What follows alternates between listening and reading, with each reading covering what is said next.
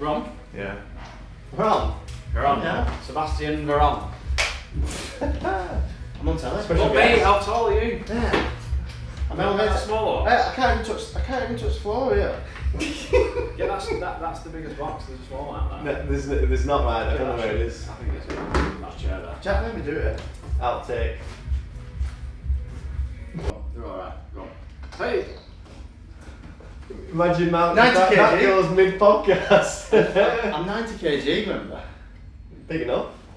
Right then, welcome back. It has been it's been a while, hasn't it, since we last did? It's been a month or two. It probably has been 2 months. Yeah. But we got a few requests from people on the programme. A few people that we've met over the last few weeks said, when's the next podcast coming out? So we decided to get our act together and record the next one. We're actually joined today by our Mr. Media man himself, Carl Moss. Big up Mossy. Big up to me.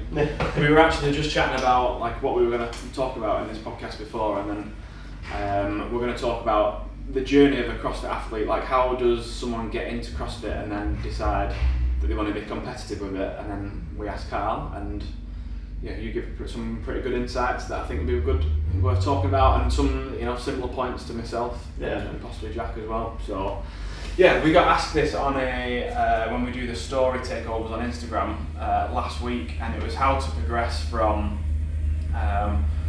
someone who's just come into a CrossFit gym and doing the CrossFit classes, and then how do you progress on then to get into CrossFit as more of a competitor, and then kind of like what are the stages and what do you need to go through to like make that next step up to be able to get yourself ready to be able to compete in a competition. So I feel like it's best to start with you, Mossy, and just give an example, because I know a lot of people will probably be able to relate to how you kind of started in CrossFit, really. So you want to give like a bit of a back, like how you got into it and whatnot. So by no stretch of the imagination am I a CrossFit competitive athlete. Just for everyone. Did you compete in CrossFit this weekend? Yeah, I did. Oh, okay. I'm not a thing. So what do you think, Jay? 140. Yeah, Compared to he's an athlete. So it's like so we had this conversation just earlier. I got into CrossFit by what everyone does, seeing it on social media, innit? Found it on YouTube. One of my mates at Army showed me on YouTube. Next thing, it was like the Saturday, and I was like, oh, that was it then. And then we were talking about basically what was it when we first. So you watched it on YouTube. Yeah. I watched it on YouTube. Start. I don't know. I watched a YouTube video. It was like a Netflix documentary, wasn't it? Yeah. So I was watching the live CrossFit games. Yeah. Next thing, obviously, at this time I didn't even train. Do you know what? I think I did train, but you your army training. But it was literally just running army stuff and then like a bit of bodybuilding stuff. But I only started training when I was 25 anyway. Right, yeah. So this was like late 25. So I thought that I'll try this CrossFit sort of stuff.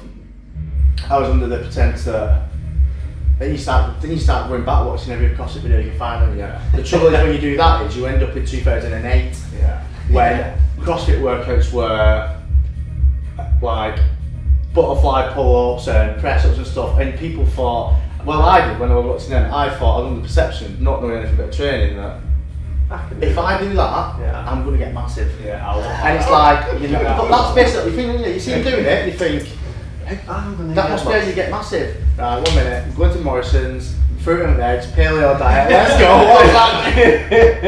And then, started doing it on my own at the army. Didn't have a clue what I was doing. Got some injuries through doing that. Like the army gym, was that just like literally just the army gym, like a global gym or what? What's an army gym? It would have a rig. It had a rig, like a Beaver Fit rig. It had a rope. It had rowing machines, like decent ones, decent things. So it had enough equipment to do CrossFit there. Yeah. So are we talking out in Tor? I'm talking in Stoke. down the road.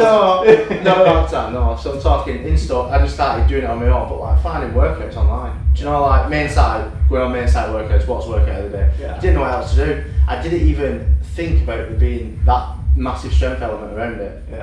And it was savage workout. It was just workouts after workouts. Wall balls and pull-ups, like let's go. Let's do it. But like we were talking about the mindset at the start, like I was such a novice in the brain in terms of training. If I'd have had any training back then, I don't think I would approach it the same way. but I would end up coming to JST, and then I was in the mindset where this workout is 5 rounds.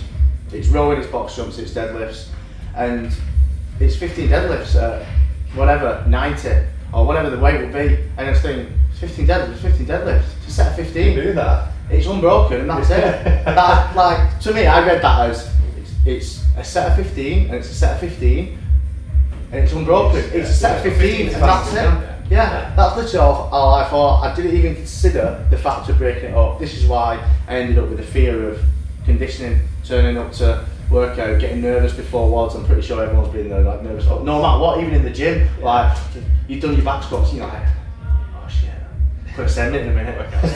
from round 1, 20-minute AMRAP, got to send it from round 1. Yeah, and that's. It is bang on. So like, I'll just say my introduction to CrossFit is very much similar. It just wasn't in an army gym. I had a bit of a background in just like, you know, your bro sesh training and sports before, but in terms of like my introduction to CrossFit, it was the same. Watched a YouTube video, thought if I do that, I'll look like that and be able to do that. And I had the same attitude. It was just like, I would do a workout, you'd see some scores, and then you would see Chris Spieler do this workout, and it was a 20-minute AMRAP, and it'd be like, well, Chris Spieler doesn't stop, like he doesn't rest, so he always goes unbroken. So, well, that's all I need to do then. I'm going to go into the gym the next day, do this 20-minute AMRAP, and literally from the word go, like go as fast as I can unbroken, and just keep doing that for 20 minutes. But then reality hits about 2 minutes in, and you realise that it's not possible. A bit how I started as well. So mate showed me on YouTube like the bodybuilding gym at uni. Let's do Fran. Got my weightlifters on, you know, like they've just got from Strength Shop. Made out of chalk is the heel, not chalk, cork. It looks like it's made out of cork. Right, I've got to do these thrusters unbroken. So 21 unbroken. Well, we'll rest. But I had to rest about 3 minutes before I started even doing a pull-up. But you just think, oh, it's got to be done unbroken. Like, it's funny. It's funny how it's written. It's 21, and that's it. It's a set of 21. Yeah, you feel like out to rest. It's not a set of 8, and then a set of 7, and then a set of. Do you know what I mean? It's not. It's a set of 21, and that's the mindset you get when you're going in. I think that's like, obviously, it's number one mistake, isn't it? Everyone says it. It's the first thing you hear. Whatever you do, don't go thinking for the first round. There's always one. See in a bit. So it's always pretty much everyone. Isn't it? Everyone that's new get into it. Yeah. So that's lesson number 1.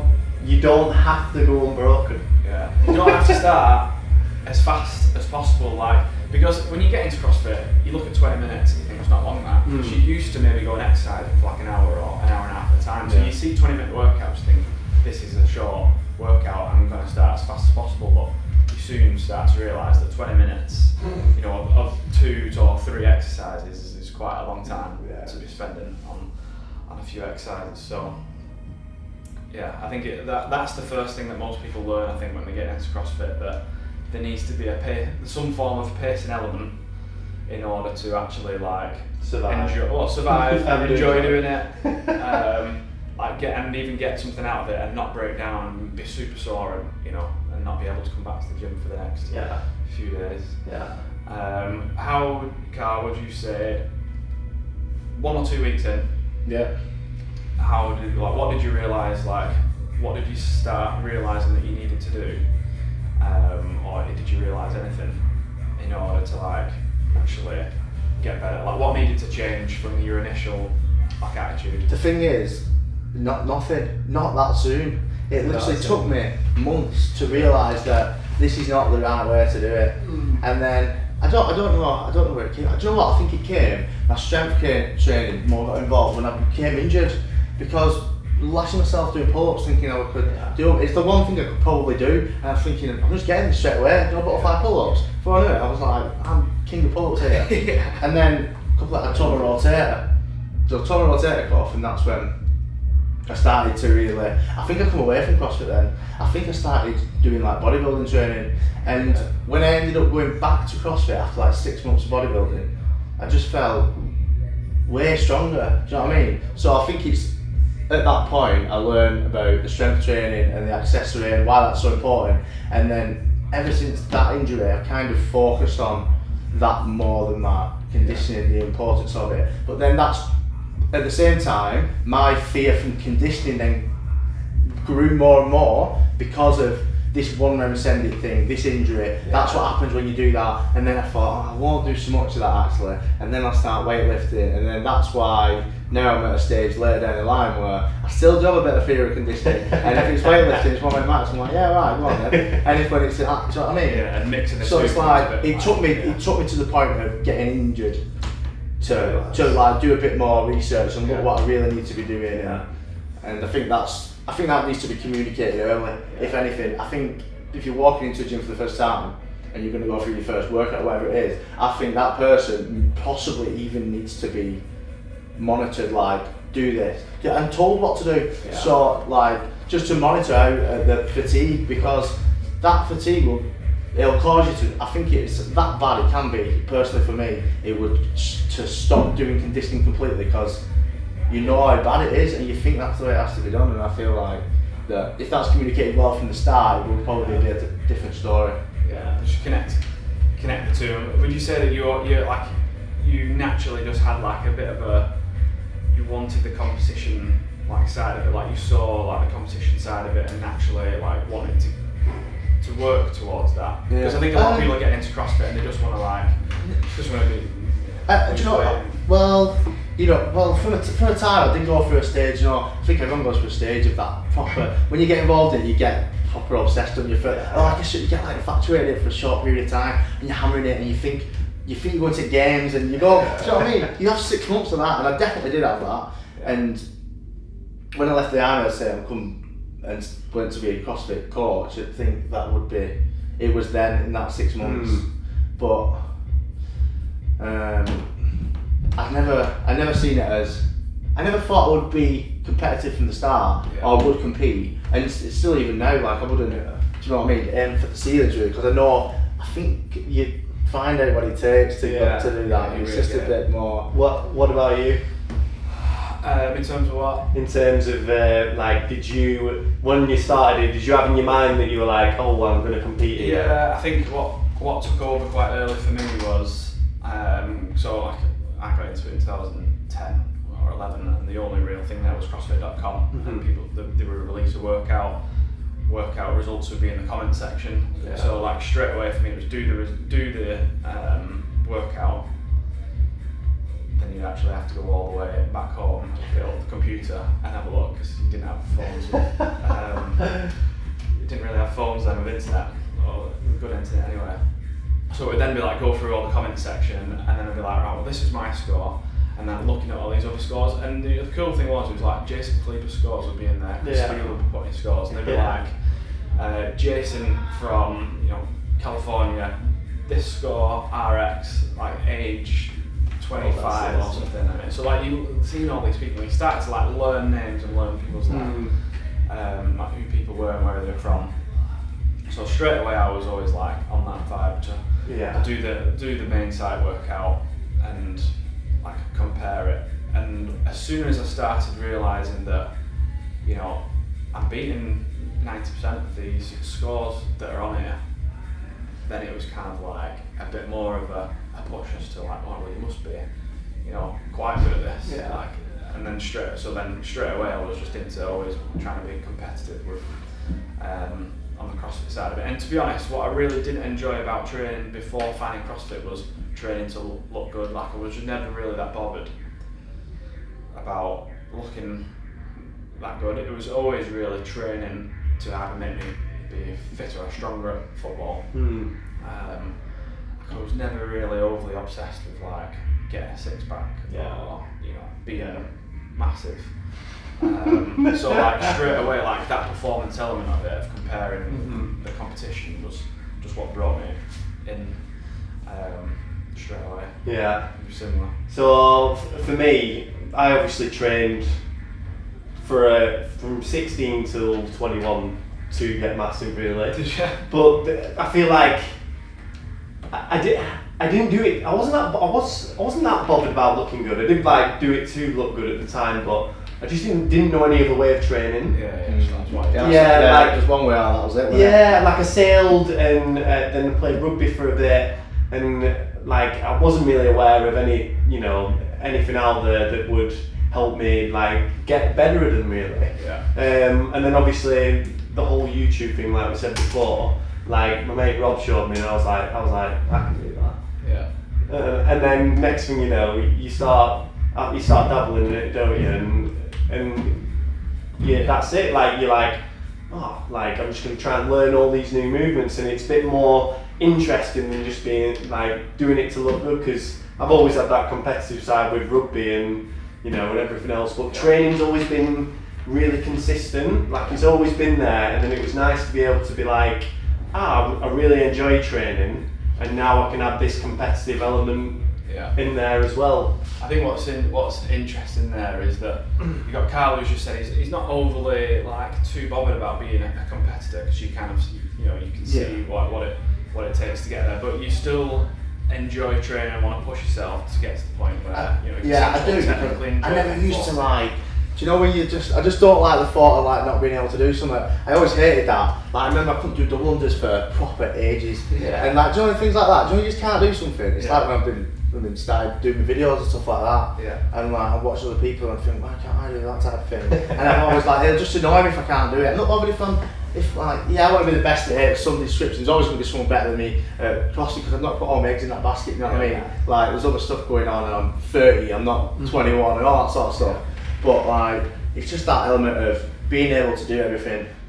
Do you know what I mean? Being able to understand, whether it's like 100 meters or 50 yards or whatever it is. It's like, as long as I can do it to a place where I can then progress it. It was more than not being able to do it at all that would wind me up. If something come up, can't do it. I think like we'll get people watching this, and then they'll straight away they'll be like, I'm in Carl's side. Like I want to be, I'd like to do some competitions, but I'm more in it about like personal development, to be able to learn these new skills, and as to like to be able to take myself from A to B and like get better at something, and anything that kind of like gets thrown at me, see it as a bit of a challenge and get better at it. Whereas I think, I don't know if you were like this as well, Jack, but my mindset was kind of like, that's what I need to do at competition. That's how many reps, that's how fast you need to do it, that's the way that you need to do it at. To be able to, because I knew that I wanted to get to like be in competitions and be winning competitions. So I think people will, in them early stages of CrossFit, like you highlighted that within the first 6 months of doing CrossFit, that was kind of like what you wanted to do. And within my first 6 months of CrossFit, I'd highlight that I wanted to get as high as I can in competitions.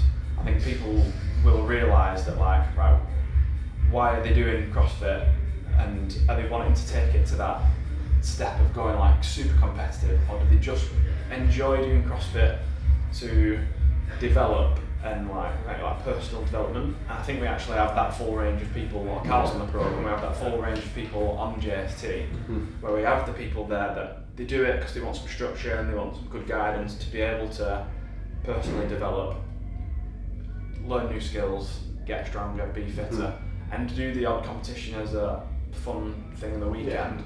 But then they have the other end of the spectrum where, the guys that are outside here training now, it's their career, it's their life, it's what they want to achieve and take to the highest physical level possible. And I think people need to identify early on like where they're going to be. Otherwise, if they don't identify, they start trying to be over here, but they're trying to be there because they think that's where they need to go, but it's not what they want. Really want to do. It's the commitment aspect. For me, because it's so young and that, there's like, do you know that you don't play football, you can play in League One and you can get paid enough to have it as a career, but you're only a League One player, but you're probably on like $4,000 a month or whatever it is. So you're like, this is alright. $4,000 a week, League One. Oh well, do you know what I mean? I don't know.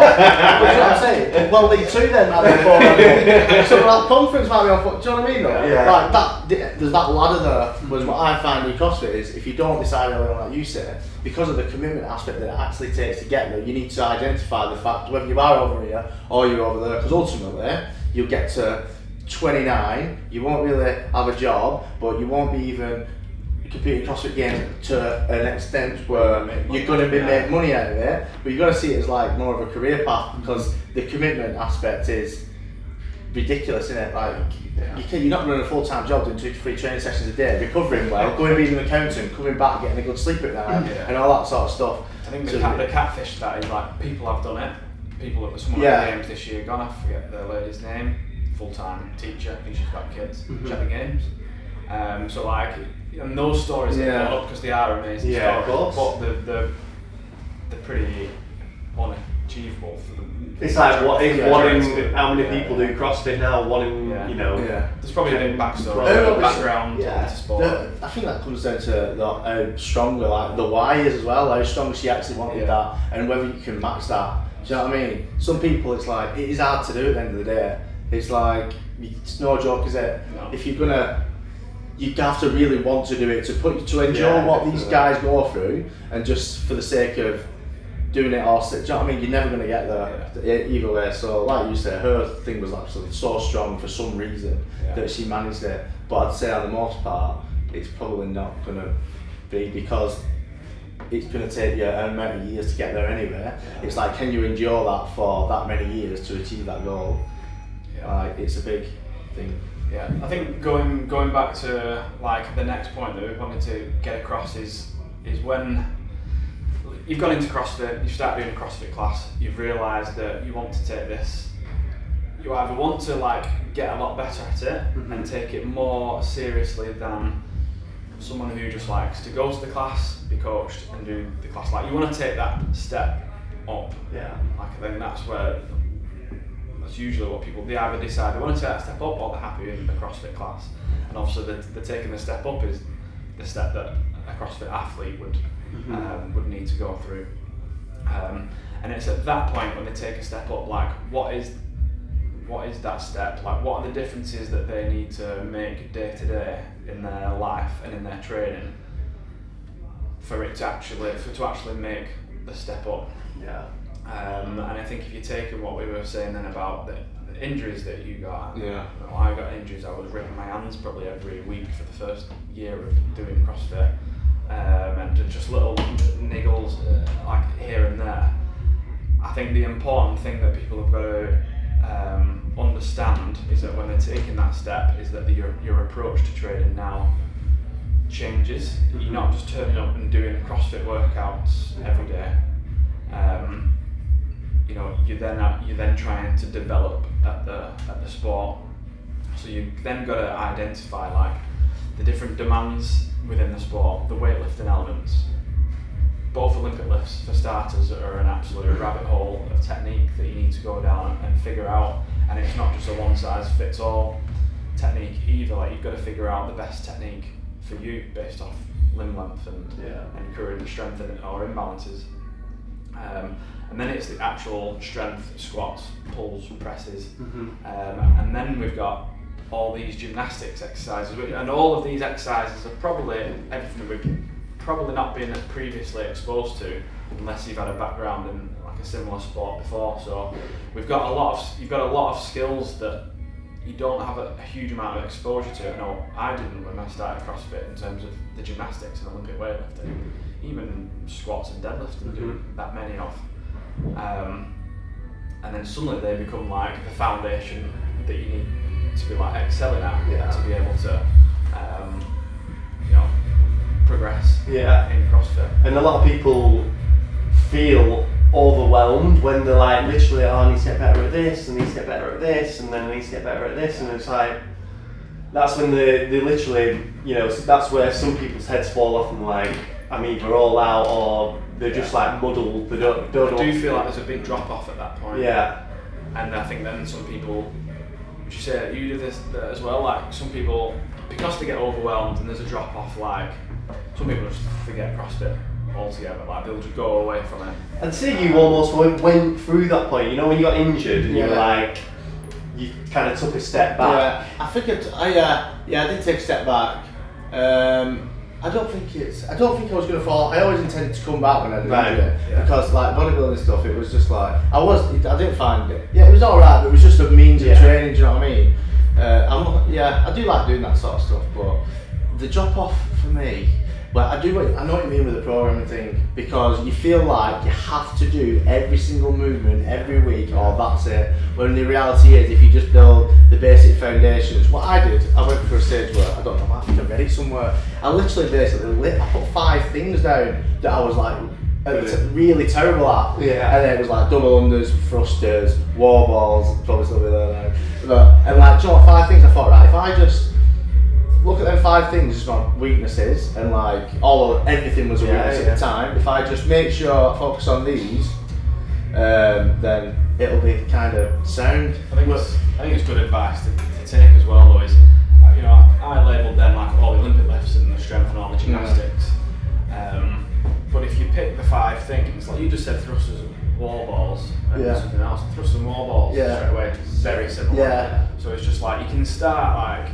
If you start building an understanding of what it is that you're weak at, and like that are your weakest, we call it your lowest hanging fruits, and then just working through, like, just have a process of like working on them and building them up until you can reassess them, and maybe that exercise is no longer in your 5, or that movement pattern is no longer. Do you know what was actually really good though that you did? Is like you wrote down those 5 things. Yeah. So if going back, you know, when I started, I was like really good at everything that was pulling, because I'd done a lot of sailing, a lot of climbing, and then I'd obviously done strength training for like 5-6 years. So I was pretty strong. Yeah. And if I'd like had that picture at the start and been like, right, I know I'm good at all this pulling stuff because I've done loads of pulling like before, and I'm pretty strong anyway, but I've not really done any pushing ever, like properly. Do you know what I mean? It'd be like, oh well, why don't you start doing more handstand push-ups and trying to just learn the basics of going. You know what I mean? It's just identifying. Yeah, exactly. So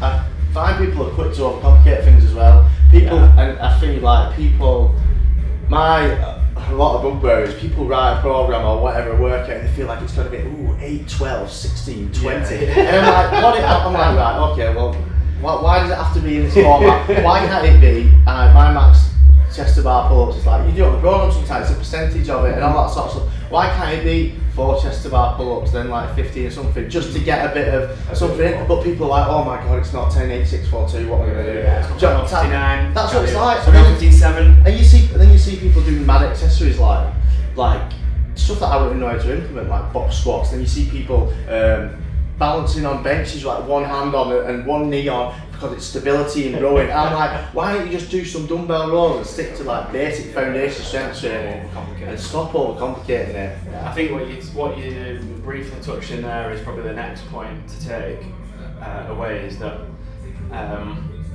obviously people who get into CrossFit and you love doing CrossFit workouts and you want to progress, but then by progressing we were saying like, oh, you want to work on all these skills separately, and then it's like, well, when do I do CrossFit workouts? The one thing that I enjoyed like doing in CrossFit, but it's then that it becomes the exercise selection that you use in your CrossFit workouts. Yeah. So like when you said like, well, maybe I know I can do 10 chest bar pull-ups. Yeah. So rather than trying, let's say 10 chest bar pull-ups as a max set. Yeah. Like if I do sets of 10 in a workout, then I'm probably going to be knackered into it. So maybe I can just do 3 every round. Yeah. It doesn't have to be like a round number of times, just do 3 each time. And just making sure that when you're doing these exercises in workouts, that you're not pushing them to a level where these skills break down, to the point where they break down that much that you might get injured from doing pull-ups, or they break down and then you just start creating bad habits in technique, because that's where the skill and all that technique needs to be worked on separately in a non or a less fatigued state, and then just use exercises that can't probably, and even if they do break down, it's not much of an issue, like burpees, like crawling up off the floor is not going to be, probably not going to hurt yourself too much, or rowing or on a bike, or something that's, it's not going to be harmful to you when you are really fatigued. And I think that's the key thing then, is then you start identifying what exercises can you do no problem in a workout, what exercises you can maybe do in a workout but you need to be careful how much you do, and then what exercises can you definitely not do in a workout, and then you get this like a little bit of a continuum of skill level of exercises, and that's what we kind of ask people when they join a program or individual with us, is that they create this this continuum of exercises, what they're really confident with, like strength exercises, like they're really happy with them. They could be, they'd be a top of the leaderboard if they came up, all the way down to like what's the least competent exercise they've got, and they get that continuum. So if you kept the exercises that they're least competent or the highest skill, trained them separately, kept all the exercises that you're good at or strong, and you did them in workouts, and then you start trying to balance it out, like you said with a list of 5, that's probably going to be in the list of the 5 exercises that you need to do separately. And then you start identifying like your ability as an athlete, your strengths and weaknesses, and what you do and don't need to work on, and it becomes then less overwhelming because there's 5,000 exercises in CrossFit that you need to work on. I think that's the next important stage that people need to go through once they realise that the step needs to be taken. Like the awareness of what level they're at, what level they want to get to, and then kind of just being more aware of how to approach each exercise in the training. I guess then that branches to, now we've kind of identified what it is, like how do we then go from the actual step from the class onto being... As in what to decide and what to write. You can sit here and plug join JSD compete program, but ultimately when you find out what you're weaker on, you then need to be like, right, what's my resources to help me get better at what I'm weaker at. Or watch some YouTube videos, that's how I learn. You two learn. Is there any coaches in my area that, if it's Olympic weightlifting, is there any coaches that can help me with that? Is there any gymnastic coaches? Or is there just a CrossFit coach that can help in all areas? Is there someone I can reach out to online? And just like, what are your resources available in terms of what's close to you, finances, what can you do to take the responsibility to make that next step, and not just if you don't have the knowledge of how to do it, I wouldn't just try and think of the knowledge yourself. There's experts out there now. CrossFit's been around for 10 plus years. There are experts out there that can help. Just reach out to someone that can help you make that step without making the errors that probably I did, probably you did, because we were in CrossFit when those resources, those coaches weren't readily available that now. I think for going from class to a program, I think it's a natural progression. It did feel like that for me, maybe, and I feel like I probably did it too soon, and I feel like loads of people do it too soon. Whereas sometimes when I went into a CrossFit class and there were people better than me there, I think I took the program on more because I was away doing it on my own, and I didn't have a class environment anyway because in the army. But when I would come back, and then I built an understanding of what everyone was capable in the class, thinking, do you know what I mean? You could identify the people who you think like one of my good friends, Steve, I thought Steve should have been on the programme because he was doing the classes, and I thought he got to a stage where he wasn't getting any better with the classes. He was building to a max every day, because that's what you tend to do in classes, do you know what I mean? And he was I just didn't feel like he was getting any better, Steve, and I felt like he should have made the jump to compete, and the answer would have been up for him again. And I just feel like he's come away from CrossFit now, but he was level pegging for, I'd say, at least 12 months, and he was the same. It comes down to whether Steve, why did Steve just enjoy going? Did he enjoy going to CrossFit? Did he enjoy lifting heavy quite frequently, and did he enjoy doing CrossFit workouts?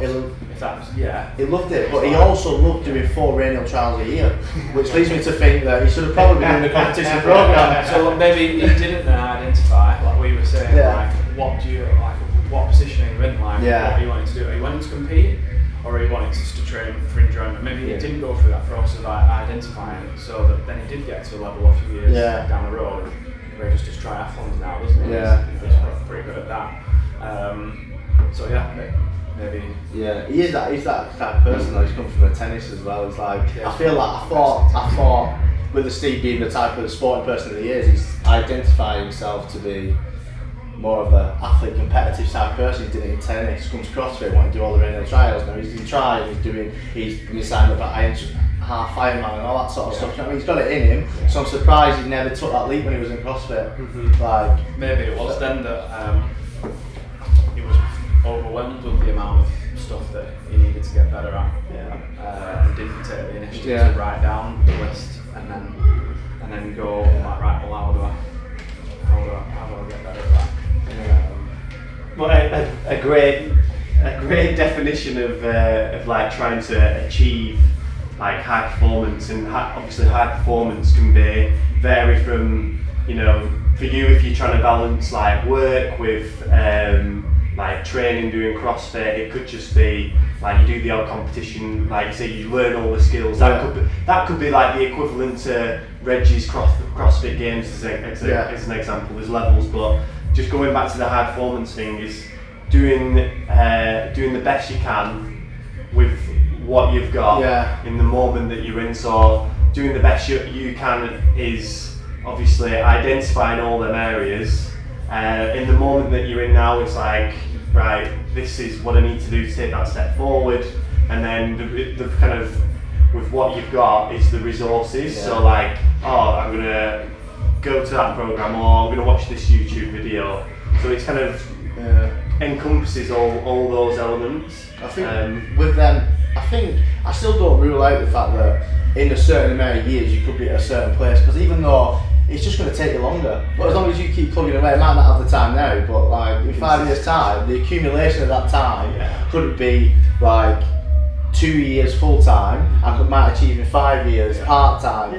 Like it's still there. You can never, like, for now, I never thought I'd be able to do this and do that. Do you know what I mean? You literally, I think, looking at CrossFit, you go there and you think, I'm literally never going to be able to do a bar muscle up or whatever. You see it and it's like, wow. Do you know what I mean? It's such a daunting thing, and like the achievement when you get one and all that sort of stuff. So I feel like you can never say never, no matter what position you're in, like you were saying there. If you stick at it, down the line, you might be 29, they might be 23, but they've had 5 years solid training and you've had 10 years part-time training. Do you know what I mean? But you're doing the best that you can with definitely. what you've got. Oh yeah.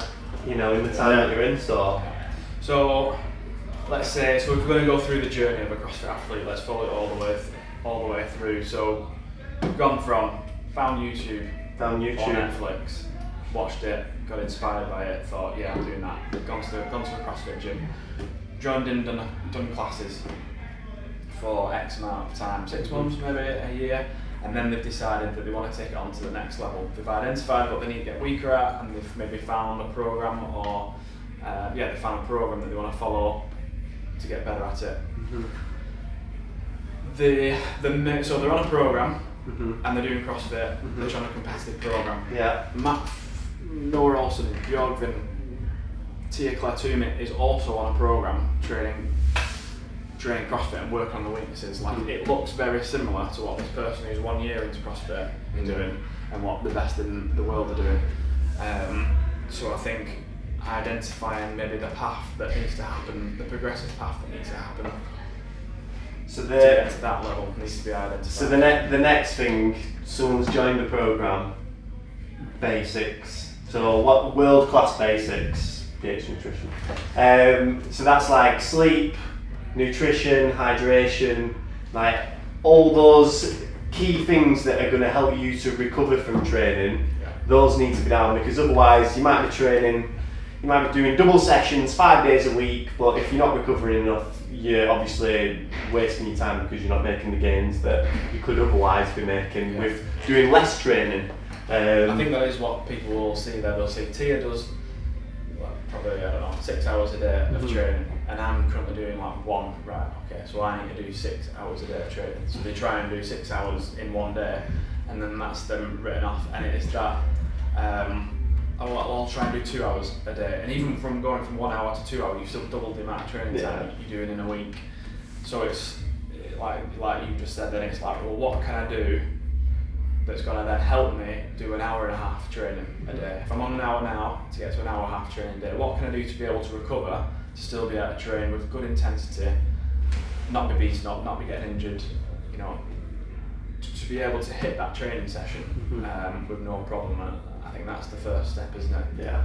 The food, the sleep. The sleep, hydration, the stress levels that you maybe get from other areas of your life.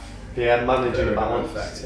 that are going to affect potentially performance in training. I think those are the main key areas that also sometimes get overlooked. And the thing is, you can overlook them and still get quite good at CrossFit, but you're not setting yourself up to be able to get to the best level that you can get at if you don't, get these basics under control first. I made a post, must have been a few months ago now, about my progression from 2010 through to 2015 of like year on year, like training, like the training volume that I was doing. And it was like it didn't go from what I was doing in 2010 to what I was doing in 2015 like in 1 year. It took 5 years of progressing off the back of 15 years of playing like sports and the conditioning and exposure that I had there to be able to get to be able to continue to like be adding in this training volume. And I think that's an area that people need to be aware of, is don't jump to what the pros are doing. You need to build and progress and develop, and your body needs to be able to survive in that. And what you're giving it in training, it's not just something that's going to happen like in a year's time.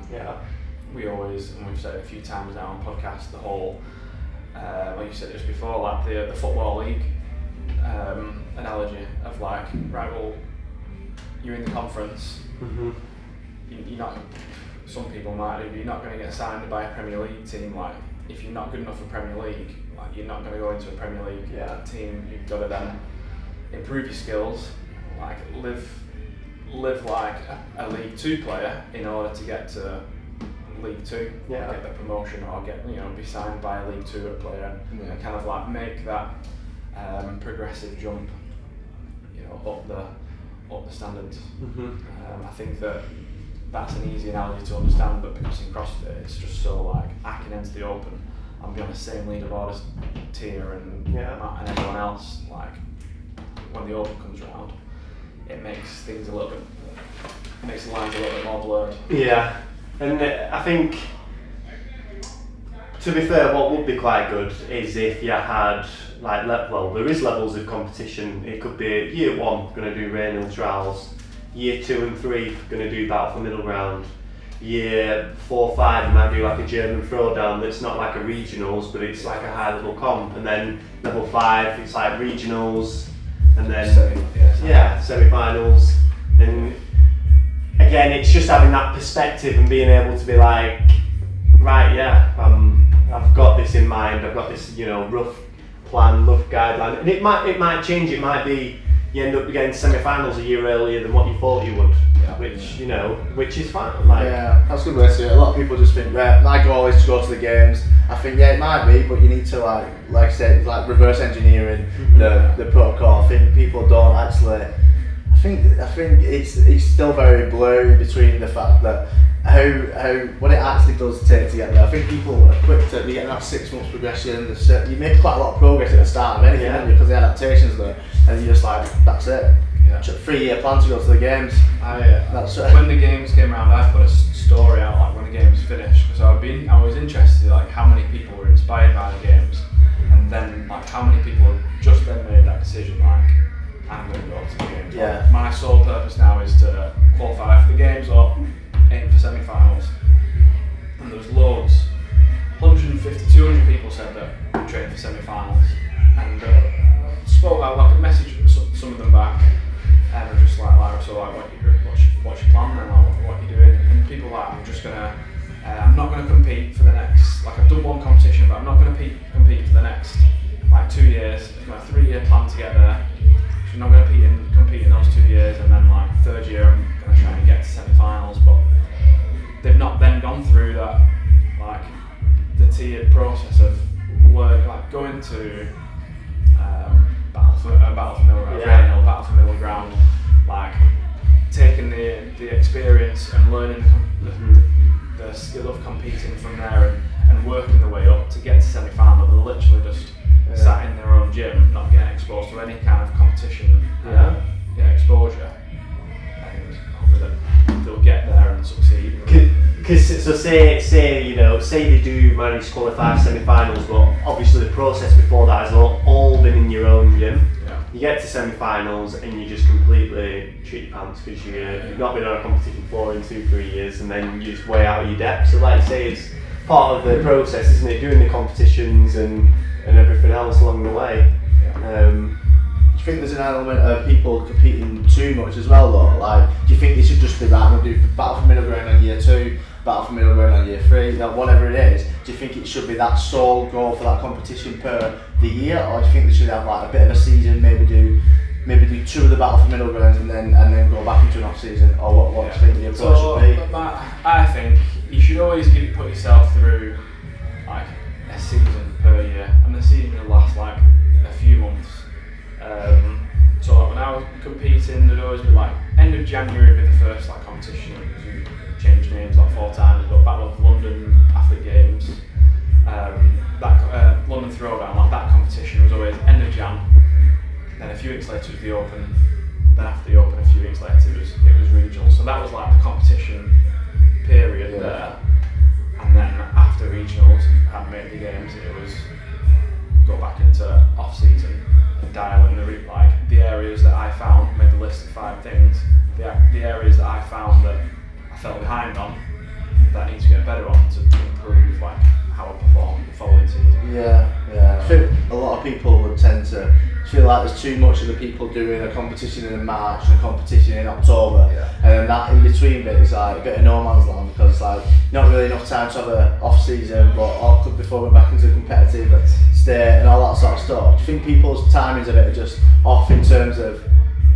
I think you're right there. I think there can be probably, you're better either having it in one block where you've got like the open competition, or have a big enough gap between the 2 competitions that you can really work on what your weaknesses were after the, like if at the Open or whatever it was. As long as it's like a good 6 months after, so like you say, you got time to do it then, I think it ultimately comes down to, again, when someone's identifying like how far do they want to go, like are they doing this because they want to compete in comps like Battle for Middle Ground? Is that their CrossFit Games? Like, is that where they want to get to? Are they happy being at that level?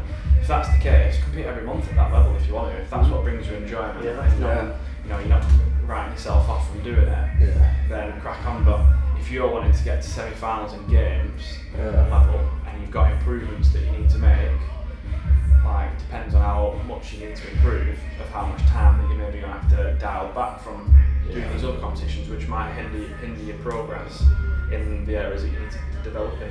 I feel people on them long-term goals, so I feel like they are competing a lot and they're like, oh, I want to go games, but we're doing all these competitions. I feel like, personally for me, having been injured, I feel like that exposure to risk as well of getting that injury, competing all the time, like hanging out, trying to do ring muscles or whatever, is something so high skill, and obviously your competence isn't quite there yet. I feel like that risk is not worth the. Do you know what I mean? The risk reward just doesn't make sense in terms of. Do you know what I mean? The direction you want to go. If you're exposing yourself to that all the time, then it's like, and you're in competition mode as well. So it's not like taking in the gym, sit back. You know what I mean? There's no time for that. I feel like it only takes fall off some rings or something. And I think the thing with CrossFit getting more popular, CrossFit competitions getting more popular over the years, is that you can go and compete every other week. Yeah. Now they're opening up again. There's a lot of competitions coming about. We saw a very good example of it in the sanctional season, where there was literally a sanctioned event nearly every month, a few every month, and you could literally enter any of them. Athletes were just like, I'm going to do that one, I'm going to do that, I'm going to do that one, I'm going to do that one, I'm going to do that, I'm going to travel the world, I'm going to do them all. And some of the athletes, like, that's what they wanted to achieve in their career, like, fantastic, but it also blurred the line. Some athletes were just like, well, I've got no clue like what to do with the season now, because like, there's not like a clear structure. I think it was an easy decision for me to make when I was like training and competing and growing up, because there's only 2 options. You train at the end of January, you compete at the end of January, and then you do the Open and then it's regionals, and there was nothing else that was even there to be able to compete in. So naturally I had an off season, I had an in season, and then just as like as CrossFit grows, then the marketing of these competitions make it really exciting to, you know, go and compete at them. There's prize money here, there and everywhere now, so it does just all the way come back to what we had outlined as one of the most important things, and as you start your CrossFit journey, is like, where do you want to go and what do you want to achieve? Like, do you want to do it because you want to personally develop, to go about competing? Do you want to compete in as many different competitions like around the country or maybe in like Europe, or do you want to get to the top of like competitions? And I think if you identify that early on, these decisions that you need to make through your CrossFit career are easier to make because it's been identified. Like the path, the decision's easy because the paths, you've already written out the path, and if it takes you off the path, then it's not the decision you make. If it stays on the path, then it's the decision you make. Yeah, I think ultimately that's what it comes down to. Yeah. Just keep an eye on the big picture. Yeah. And it's very hard to do.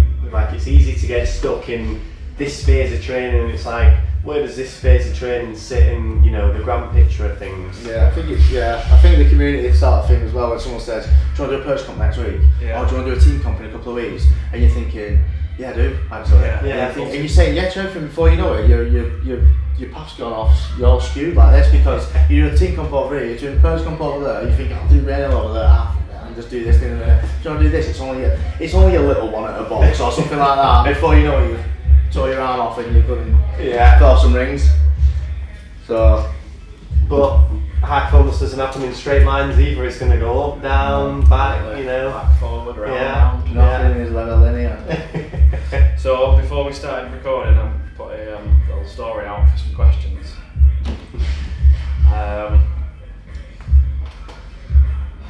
Let's see this first one is an actual full podcast.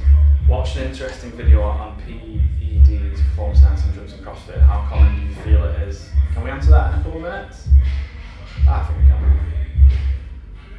Give us a one-liner.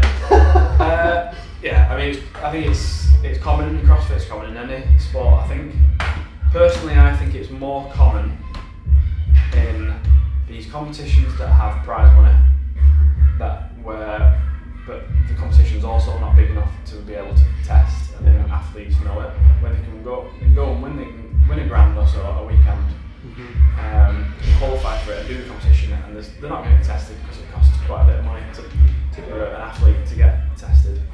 And there's a lot of them competitions that are popping up, and I feel like that's where it's a little bit more common. But I also do feel like there's that level of athlete will always just like stay at that level. If that's your mind frame that you need to take performance enhancing drugs, then you've got the wrong mind frame to get to the top of the sport. And like, people have been caught at the top of sport taking performance enhancing drugs, but I think it's a certain type of athlete and a certain mindset that people that take performance enhancing drugs, like, I think they're limited by the mindset that they need to take them to achieve what they need to achieve, or I think that's just not the mindset that you find that these people that have got to the top have in their approach to training. Yeah.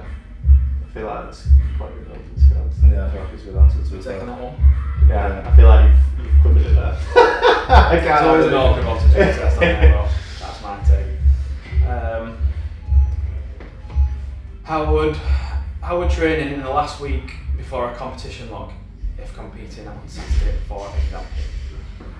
So it's Monday today. Monday.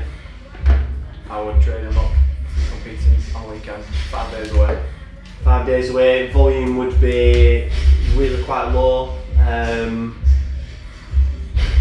There should be probably a good amount of intensity on the Monday before if we're competing on the Saturday, and then through the week you just kind of try and touch on as many elements as you can, just so you kind of practicing a little bit of the skill, just keeping it kind of drilled in, keeping it, I think the most important thing to be aware of is fatigue, isn't it? Yeah. Last week, like, you don't want to be going into the competition with an overwhelming amount of fatigue. You also don't want to be super fresh so that your body's kind of like switched off to the demands of the weekend.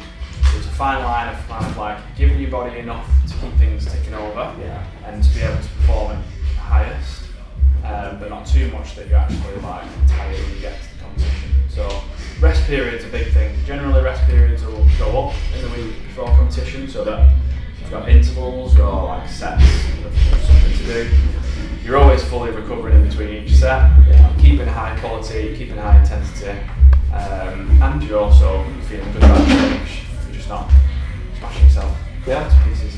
I think also the other thing is practicing, like if something's been released usually a week before, practicing that and just putting some time into coming up with some strategy. Yeah, a couple of things I got did with Kyle on the lead up to Euro Champs. In the weeks before, I said, right, we know pretty much there's going to be a max lift coming up, so I just want you to write your warm up down, you know exactly what you're going to do on the day, and just time it as well, and just see how long it takes you. So then, obviously, when the schedule for the workouts is released, you're like, right, at 10 o'clock I need to start, you know, moving around and warming up. And same, if any workouts come up, practice it with a warm up beforehand, and write your warm up and write your thoughts on the workout after, and then obviously you can come up with a better game plan for it as well. Cool. Ed's asked a question, but I feel like this is potentially a follow-up topic for another podcast. Where do you see CrossFit go in the next 5 to 10 years? I feel like that's probably going a bit more detail that. So the last question is a good controversial one to finish with. Who is a better athlete, Jack or Steve? Go on, Carl. Well, we can't answer. I don't know. I think, do you know what I think is good is like we're literally like opposite athletes. Pretty much in terms of what our strengths are. Your strengths are pulling, my strengths are pushing. My weaknesses are pulling, your weaknesses are pushing. How you think? How we think is what we highlighted in the last podcast, but that then also like identifies why you're good at certain types of workouts, and why I'm dislike certain type of workouts. Don't know, should we do a workout now and decide? Let's do it. Handstand push-ups, strict handstand push-ups, and so on. Back squats. So there's not a conclusive answer there, is there? But we'll Tell you what. We'll put it out there. You pick one. You pick Tell you what one. I'll do. You pick one. I'll rub Jack that picks one, and then I'll pick one that goes in the middle. What do you mean? Well, so You we pick a do movement. You pick a movement. Alright, Jack so will pick a workout. movement, and then I'll just throw one in the middle. What I'm going to do is I'm going to share this question, and then we're going to make a poll, and I'm going to let everyone decide. There we go. I'm going to take a picture. Got my glasses on. Cool. Yeah. All done? Let's wrap this bitch up.